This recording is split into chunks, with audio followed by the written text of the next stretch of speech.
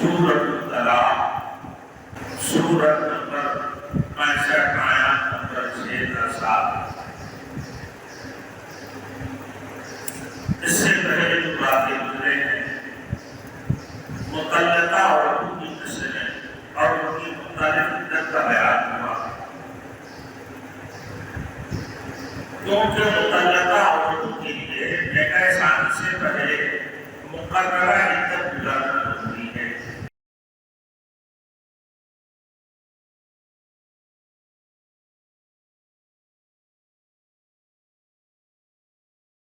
Thanks for watching. Don't forget to like, comment, share and subscribe to Maulana Habibullah Ruhani Official.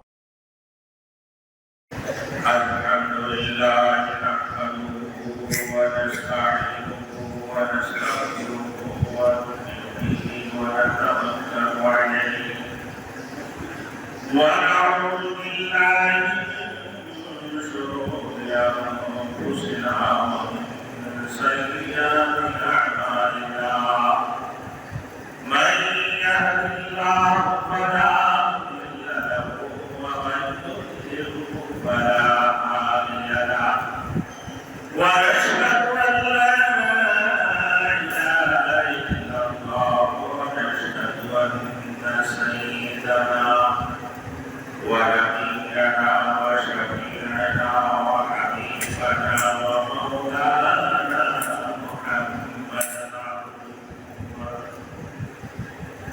أما بعد فأعوذ بالله من الشيطان الرجيم، بسم الله الرحمن الرحيم،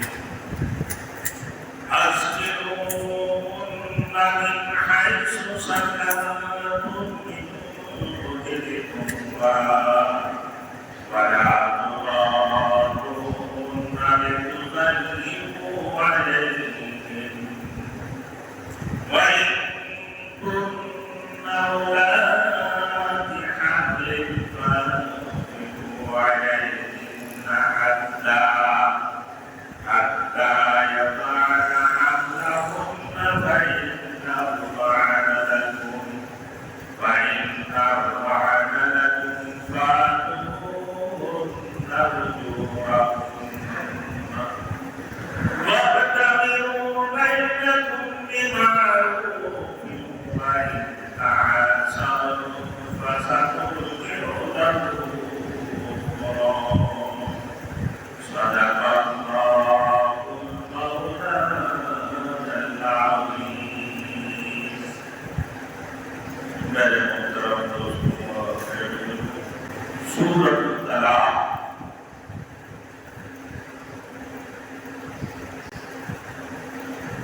سورت نمبر 65 آیات نمبر 6 تا 7۔ اس سے پہلے جو باتیں گزرے ہیں مطلقہ عورتوں کی قسمیں اور ان کی مختلف عدت کا بیان ہوا، کیونکہ مطلقہ عورتوں کے لیے نکاح ثانی سے پہلے مقررہ عدت گزارنا ضروری ہے۔ مطلقہ عورتوں کے لیے نکاح ثانی کی عدت کا گزارنا ضروری ہے۔ اس میں اللہ نے بہت سی خصوصیاتیں رکھی ہیں، اس میں نکاح کا حق بھی ہے اور نسب کا بھی، اور اس میں اولاد کا خیال بھی رکھا ہے۔ بعض عورتوں کی عدت 3 ہے اور بعض کی 3 ماہ، بعض کی 3 ہے اور بعض کی 3 ماہ۔ البتہ حاملہ عورتوں کی عدت بغیر حمل ہے۔ بیوہ ہونے والی عورت اگر حاملہ ہے تو اس کی عدت بغیر حمل ہوگا۔ بیوہ شوہر کے انتقال ہونے کے بعد تو حمل والی جو عورت ہے ان کی وضع حمل تک ان کی عدت ہے، اور ورنہ 4 ماہ 10 دن پوری کرنا ہوگی عدت فوقی کا، یعنی بیوہ ہونے کی صورت میں اگر نکاح کے بعد عورت سے مخالفت نہیں ہوئی اور طلاق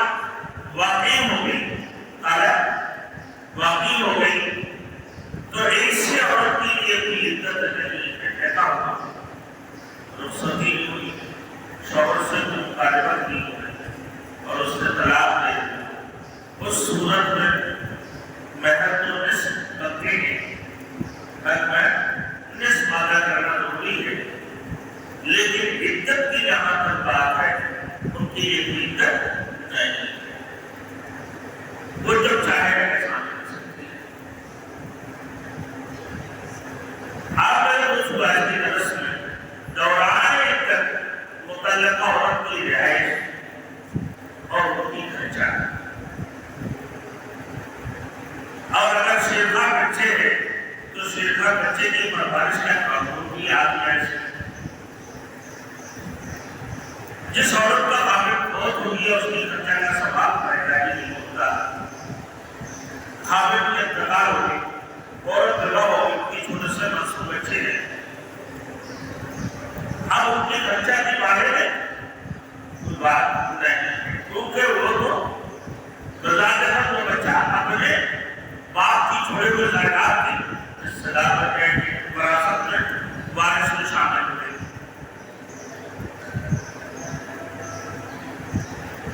اور وہ اس کی وراثت میں سے کوئی ایسا ہوگا اسی میں سے اس کی یہ کرتی ہے۔ بچے بہت ہی کی حالت متعلقہ عورت کا خرچہ اور رہائش مرد کی ذمہ داری، متعلقہ عورت کی رہائش اور خرچہ یہ مرد کی ذمہ میں، چاہے وہ طلاق رجعی ہو یہ طلاق بائن،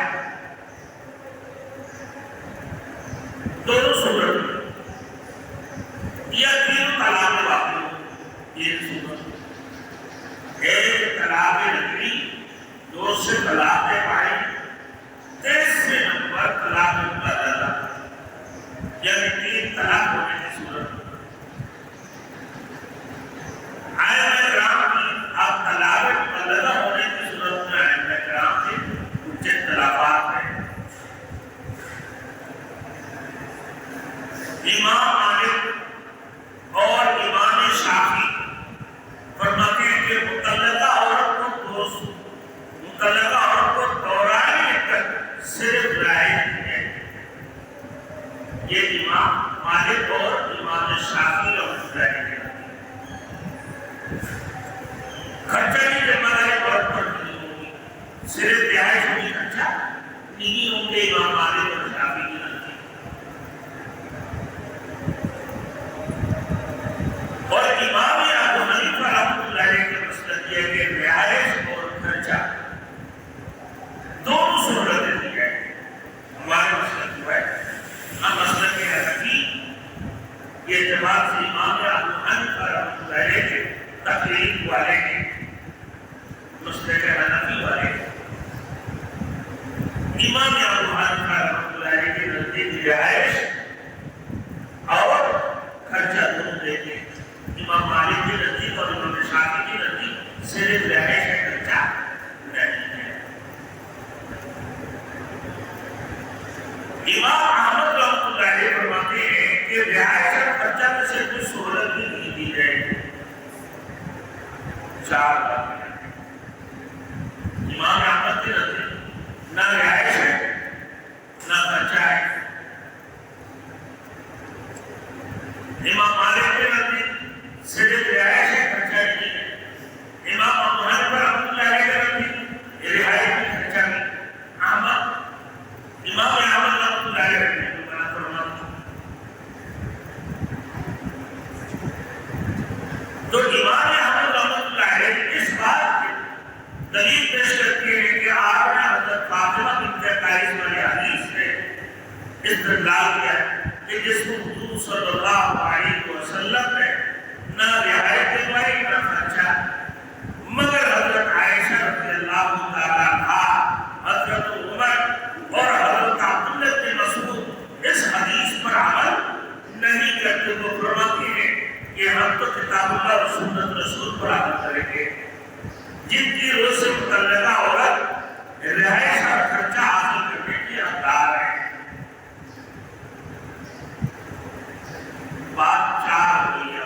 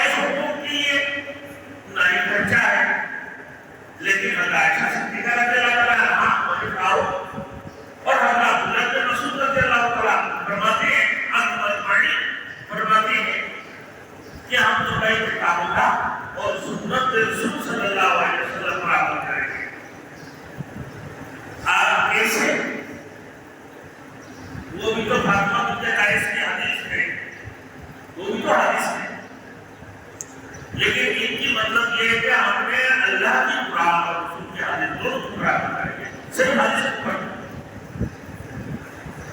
تمہارے فرمانے کے فاطمہ بنت قیس کے معاملہ میں محدثین کرام کی کئی اقوال ہیں، مسلم شریف اور ترمذی شریف کی روایت مجھے کہ طلاق کی بات ان کی خاطر ان کو خرچہ بھیجا تھا، فاطمہ بنت قیس کے متعلق ہوتا ہے جو طلاق دے دیے تھے فاطمہ بنت قیس کی عمد ان کی مبرمت فاطمہ بنت قیس کے حدیث پر عمل کرتی، نہ ان کا خرچہ ہے نہ ان کا رہائش ہے۔ یہ فاطمہ بنت قیس اپنے شوہر کی گھر میں نہیں تھے، نہ ہی ان کو خرچہ دیا، ان کی بات یہ ہے۔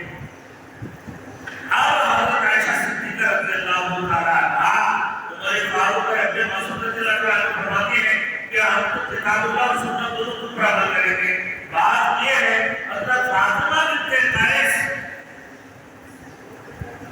کے بارے میں جو باتیں مسلم شریف اور ترمذی شریف دونوں کی روایت میں موجود ہے کہ طلاق کی بات کی خاطر نے ان کی یہ خرچہ بھیجا تھا، تو کم ہونے کی وجہ سے یہ خرچہ کہ 5 سال بعد یا ہوئے حضرت فاطمہ بنت قیس نہیں بھیجے، تو یہ کب تھی تو بھائی اس سے خرچہ پورا ہی ممکن، تو یہ غصے میں اب حضرت فاطمہ بنت قیس رضی اللہ عنہ کی یہ اتنی کم ہے کہ واپس کر دیا۔ پھر وہ عورت فاطمہ بنت قیس حضور صلی اللہ علیہ وسلم کے پاس خرچہ کی شکایت لے کر گئی، یا رسول اللہ میرے لیے اس نے 5 سال مہینے جمائے اور اتنے ہوئے بھیجے ہیں، مگر آپ نے فرمایا تھا تمہارے لیے کوئی خرچہ نہیں، تمہارے لیے کوئی خرچہ نہیں ہے۔ بات کو سمجھنا، فاطمہ بنت قیس کیا تھی امام احمد نقل کرتے ہیں اور اسی کی دلائل پیش کرتے ہیں۔ حضرت فاطمہ بنت قیس کی نہ ان کی رہائش کے متعلق نہ رہائش کے متعلق اچھا تھا، تو لہٰذا متعلقہ عورت کی نہ رہائش میں نہ خرچہ میں دونوں سے دلیل ہوگا۔ حضرت عائشہ صدیقہ رضی اللہ عنہا رضی اللہ عنہ اور حضرت ابن مسعود رضی اللہ عنہ اجمعین کو تینوں کہتے ہیں کہ فاطمہ بنت قیس کا اصل وجہ یہ تھا کہ بخاری اور مسلم ترمذی شریف کی روایت میں ہے کہ ان کو خرچہ کیے تھے، وہ خرچہ زیادہ ہی تو ان کے شوہر کے پاس اتنا موفق نہیں تھا، حیثیت نہیں تھے، تو کم ہونے کی وجہ سے تو اس کو واپس کر دیا اور اللہ کے رسول پر شکایت دے ڈالی۔ بات کو سمجھے اللہ کے رسول نے فرمایا کہ جاؤ تمہارے لیے خرچہ نہیں، اس کی وجہ تو حقیقت یہ کہ خرچہ بھیجا دیا تھا مگر تو تھوڑا تھا، ادھر خامن کی حیثیت میں سے زیادہ ہی تھی، باقی رہا خامن کے گھر میں عدت گزارنے کا معاملہ۔ تو حضور صلی اللہ علیہ وسلم فاطمہ کو پابند نہیں کیا، کیونکہ وہ تیز زبان تھی، تیز زبان تھی اور خامن کے بھائیوں کے ساتھ رشتے رہتے تھے، اپنے دیور کے ساتھ اپنا بنتے گئے، زبان پر تیز تھے اور دیور کے ساتھ رشتے رہتے تھے۔ اس لیے حضور صلی اللہ علیہ وسلم نے اس سے اپنے خاندان یا اعتقاد بھائی عبداللہ بن ام مکتوم کے گھر پر چلے جانے کے لیے اجازت دے دی۔ بہرحال خرچہ اور رہائش طلاق دینے والے وقت کی ذمہ داری ہے، دینا پڑے گا۔ جب طلاق دیا تم نے تو عورت کو اپنے گھر میں رکھو گے، پردے پردہ کرے تو وہ اس کو طلاق دے دے۔ اب وہ عدت میں جب تک عدت پوری نہ ہو 3 عید یا 3 ماہ، اور 3 ماہ کا بھی میں نے اس سے پہلے بتا دیا تھا، پھر میرا کوئی حکم میں سمجھ میں آئے گی، اور پھر 3 عید، پھر جن کی شوہر کے انتقال ہوئے ان کا عدت بیان کر وہ 4 ماہ بعد، اور اگر حمل ہے تو وجہ حمل کے بعد ان کی عدت مکمل ہو، چاہے ایک دن ہو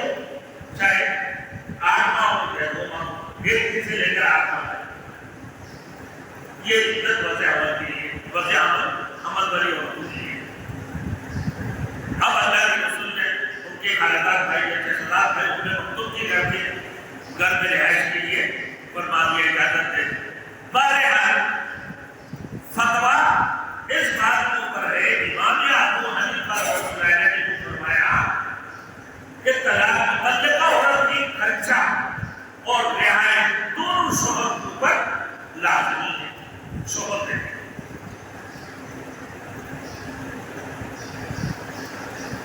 پہلے درس میں اس کی وضاحت گزر چکے ہیں.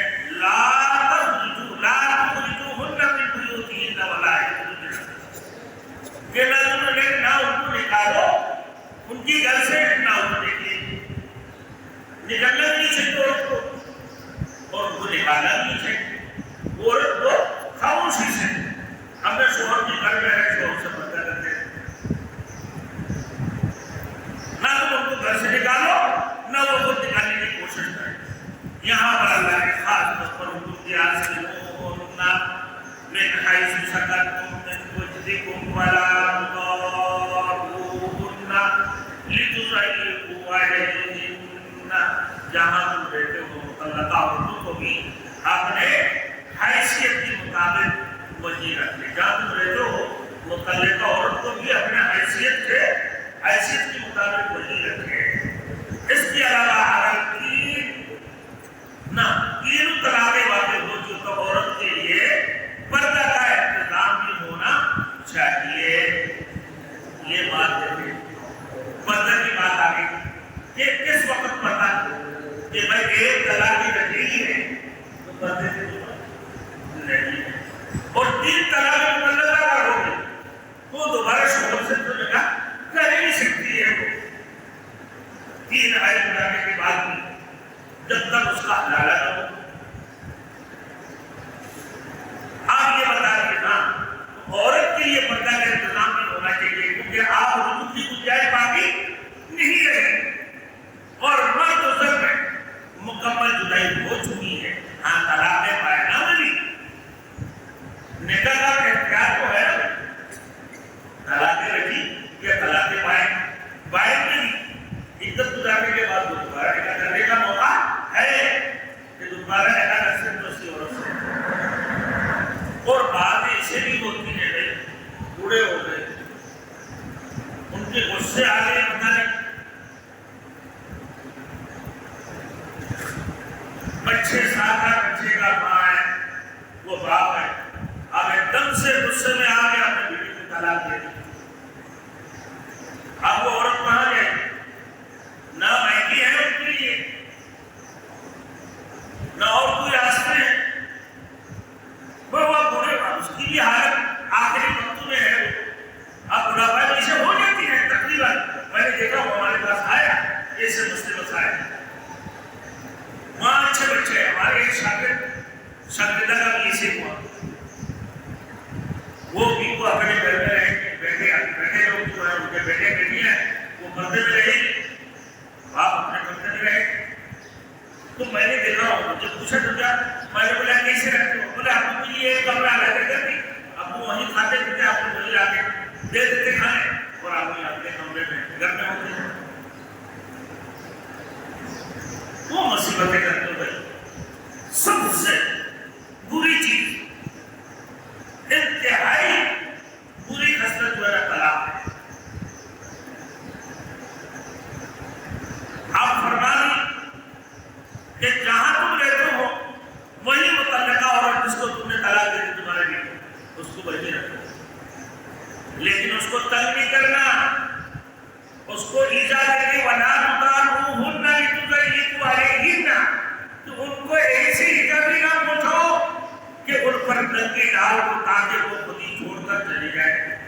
جتنی مصیبت تو نہیں ڈالو اس میں اتنی تکلیف اذیت مت دو جس سے وہ خود ہی گھر چھوڑ کر چلی جائے. ایسا حرکت بھی نہیں کرو. آگے بولے کہ فَأَمْسِكُوهُنَّ بِمَعْرُوفٍ وہ ان کو رک کے رکھو کیسے بھائی دستور کے مطابق اور فارقوهن بمعروف یا پھر انہیں جدا کر دو دستور کے مطابق. ظلم نہیں کرنا ان کو اجازت پوچھا ہے. عورت اگر تمہارے لیے ہے نمازی فرضدار اور تقوی والی اور تم نے اگر ان کے ساتھ اچھے سلوک کیا تو وہ تمہارے لیے تمہارے جنت ہے. یہ سمجھو نا کہ رسول اللہ صلی اللہ علیہ وسلم کی عادت مبارکہ تھی. تو امہات المومنین جہاں کہیں سے حضرت عائشہ صدیقہ رضی اللہ تعالیٰ عنہ پانی پیتے تھے، پانی پیتی تھی، تو جہاں سے کہ تم نے پانی کہاں سے، کہ ایک جگہ سے کوئی سے اللہ کے رسول پانی پیا. تو میاں بیوی کی کیا محبت ہے کہ بھائی تم نے اپنے نیک نیت سے اگر اپنے بیوی سے پیار بھی، یہ بھی تو تمہارے لیے بہت بڑی یہ رسول کی ایک سنت ہے. ان کی ساتھ بیٹھ کر سبزیاں کاٹنا بھی رسول کی سنت ہے. ان کے ساتھ ہار بٹانا یہ بھی رسول کی سنت ہے. دوڑ لگایا کرتے تھے اللہ کے رسول صلی اللہ علیہ وسلم حضرت عائشہ صدیقہ رضی اللہ تعالیٰ عنہا کہا کہ کون جیتے ہیں دیکھو میں مقابلہ کروں. دونوں شروع ہو گئے. اب پہلے عائشہ صدیقہ رضی اللہ تعالیٰ عنہا کہ اللہ کے رسول پیچھے رہے بولے نہیں دوبارہ شروع کرو. اب اللہ کے رسول بات کو اس سے دفعہ اللہ کے رسول آگے چلے گئے تاکہ مقابلہ میں میں جیتوں. اللہ کے رسول نے فرمایا کہ میں جیت گیا ہوں اب تم ہار گئے. یہ ہے یہ اپنی کے سلوک میرے دوستوں. اب جو ہے لوگوں نے اپنی حرکتیں ایسے کر لیتی ہیں کہ تھوڑی سی نمک اور مرچی کی بنیاد پر یا تھوڑی سی گرمی نہ چاہتی پر طلاق کے نوبت پر آ جاتے ہیں. وہی کن اولاد حامل اگر متعلقہ عورتیں بوقت طلاق حاملہ ہو تو پھر کیا کرو گے؟ فَأَنفِقُوا عَلَيْهِنَّ حَتَّىٰ يَضَعْنَ حَمْلَهُنَّ تم ان پر بھی خرچ کرو یہاں تک کہ ان کا بچہ پیدا ہو جائے. یہ امام ابو حنیفہ رحمۃ اللہ علیہ کی بڑی فتویٰ ہے. حاملہ عورت کی خرچہ کا بطور خاص علیحدہ ذکر کیا گیا کیونکہ بسا اوقات ایسی عورت کی عدت لمبی ہوتی ہے. بھائی 10 دن سے 1 دن سے لے کر 9 ماہ تک بھی ہو سکتا ہے وہ حاملہ ان کی عدت. اب ان کی بچے کا بھی اخراجات ان کے حاملہ عورت کے اخراجات ہیں ان کی دوا دودھ ہے یہ سارے کچھ کرنا آپ رکھے جو 9 ماہ تک طویل ہو سکتی ہے تو عدالت میں عدت کی طوالت کی وجہ سے مرد کم آ جانے کا خطرہ تھا اور شاید کہ وہ خرچہ روک لے تو لہذا اللہ نے تاکیداً حکم دیا ہے کہ ایسے عورتوں کا خرچہ بھی ادا کرو. تب تمہارے پہلے منہ سے سنبھالتے تو رکھتے ہیں کنٹرول میں تو رکھتے ہیں ایک سے زبان سے نکال دیا یہی تو تمہارے اختیار ہے. تم غلط کی کیوں یہ استعمال کیا؟ بلے چمڑے کی زبان جیسے بتایا نکلنا شروع ہو گئے نکال دیا اختیار. اب یہاں دوسرا مسئلہ پیدا ہو کہ متعلقہ کے حاملہ ہونے کے بعد حاملہ ہونے کی صورت میں جب بچہ پیدا ہوگا تو اس کی پرورش کی ذمہ کس کے پاس ہے؟ ذمہ داری کس پر ہو؟ کہ فَإِنَّ اللَّهَ فَآتُوهُنَّ أُجُورَهُنَّ تو ان کو ان کی اجرت ادا کرو. ان کی اجرت ادا کرو. متعلقہ عورتیں تمہارے خواہش پر نوزائیدہ بچے کو تمہارے خاطر دودھ پلانے پر رضامند ہے اور وہ کہتے ہیں کہ ہر مہینہ 15,000 روپے دے تو تمہیں ان کی اجرت دینا ہوگا. اور اگر دیکھیں یہ بھی بات ہے جب بچہ پیدا ہو جائے تو عدت ختم ہو کر عورت بالکل آزاد ہو جائے گی مگر پیدا ہونے والا بچہ تو باپ کا ہے. اگر متعلقہ عورت بچے کی پرورش کرے گی تو باپ کو اس کو خرچہ بھی برداشت کرنا پڑے گا. بیٹا تو باپ کا ہے وہ بچے کا خرچہ بھی برداشت کرنا پڑے گا اور نہ صرف بچے کا خرچہ اس کی ذمہ ہوگا بلکہ دودھ پلانے والے عورت کا خرچہ بھی دینا پڑے گا. اگر اس کی بیوی دونوں آپس میں اچھے نکی کی بات کریں وہ تعمیروں بھائی ہے تم بیماروں ایک دوسرے کو نکی کی بات سکھلائیں آپس میں کہ میں بچے کو دودھ پلائے گی اور اگر وہ کہتے ہیں بچے کو میں دودھ نہیں پلاؤں ہر مہینے کو 20,000 روپے دیں 20,000 روپے دینا پڑے گا. اور ایسے بھی عورت طلاق نہیں، طلاق چھوڑ دو، تمہارے بیوی تمہارے گھر والی اس کو دودھ پلانے کا بچے کا حق نہیں ہے۔